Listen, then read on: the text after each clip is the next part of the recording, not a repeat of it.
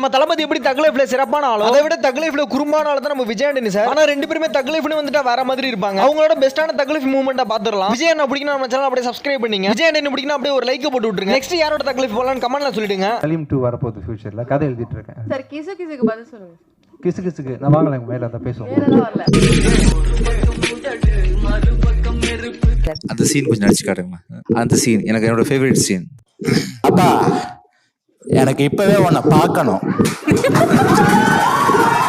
பார்த்த அடுத்த நிமிஷம் உன்னை அப்படியே தூக்கி.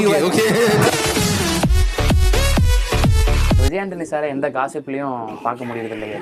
நான் அப்பப்போ கொளுத்தி போடுறேன், ஏதாவது பண்ணுவீங்கன்னு ஒன்றும் செய்ய மாட்டேங்குது. சொல்லுங்க சார், யார்கிட்ட போய் தொடர்பு வச்சுக்கணும்னு சொல்லுங்க, நான் வச்சுக்கிறேன். ஒரு ஆள் இல்லாத தீவுல தனியா மாட்டிக்கிட்டீங்க, என்ன பண்ணுவீங்க? தனியா இருப்பேன்.